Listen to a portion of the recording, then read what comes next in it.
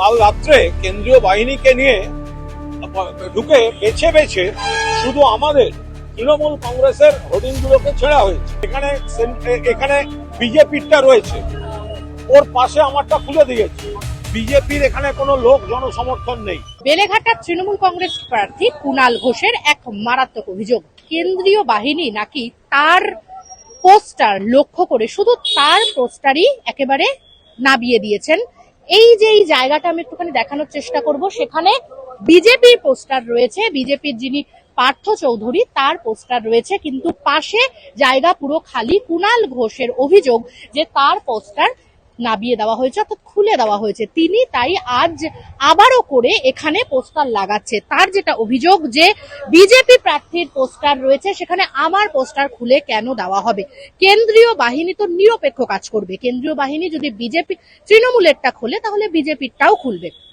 কুণাল ঘোষ তাই এখন এই আলো ছায়া মোড়ে, বেলেঘাটার যে আলো ছায়া মোড়, সেখানে দাঁড়িয়ে সেই বাস স্ট্যান্ডে দাঁড়িয়ে কিন্তু আবারও করে পোস্টার লাগাচ্ছে এবং তার যেটা দাবি, তিনি সমস্ত এখানকার যারা কাউন্সিলররা রয়েছে তাদেরকে পাশে নিয়ে বলছেন, যতই করো হামলা আবার জিতবে বাংলা। তার কারণ তৃণমূলের এবারের স্লোগান কিন্তু এটাই, বাংলার উপরে যতই আঘাত আসুক এবার কিন্তু তৃণমূল কংগ্রেসই আবার বাংলায় আসছে। অর্থাৎ প্রত্যাবর্তন নয়, পরিবর্তন নয়, প্রত্যাবর্তনই কিন্তু আবারও করে হচ্ছে।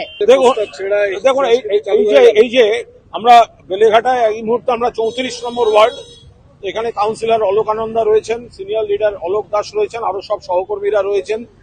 এরা কি করেছে, কাল রাত্রে এই সেন্ট্রাল বাহিনী কাল রাত্রে কেন্দ্রীয় বাহিনীকে নিয়ে ঢুকে বেছে বেছে শুধু আমাদের তৃণমূল কংগ্রেসের হোর্ডিংগুলোকে ছেড়া হয়েছে। আমাদের শুধুমাত্র তৃণমূল কংগ্রেসের হোর্ডিংগুলোকে সেন্ট্রাল ফোর্স নষ্ট করে দিয়ে গেছে।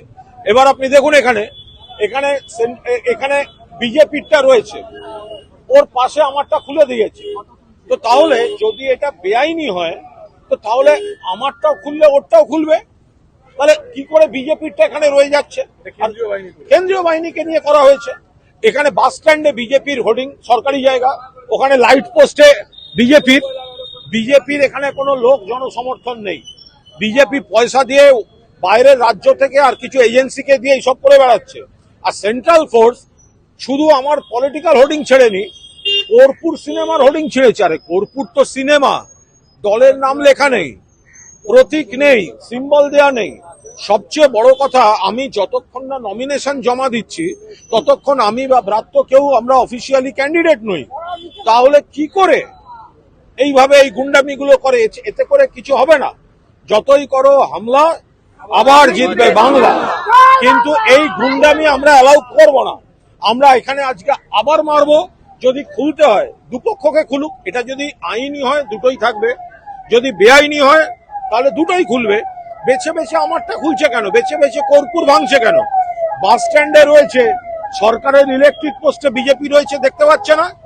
গুন্ডামি করতে পাঠিয়েছে, লোক নেই, জোর নেই, দিল্লির জমিদাররা গুন্ডামি করতে পাঠিয়েছে কেন্দ্রীয় বাহিনীকে। দলদাস, দালাল, এজেন্ট, নির্বাচন কমিশন, যা যা কমপ্লেন করার আমরা করছি। যতবার ছিড়বে ততবার লাগাবো। দরকার হলে সেন্ট্রাল ফোর্স এলে আমরা সামনে দাঁড়িয়ে বলবো যে আপনারা কোন রাজ্য থেকে কি ইনস্ট্রাকশন নিয়ে এসছেন। এসব অসভ্যতা বাংলায় করবেন না। ক্যামেরায় তানশিকের সঙ্গে নিবেদিতা, বাংলা হান্ট, কলকাতা।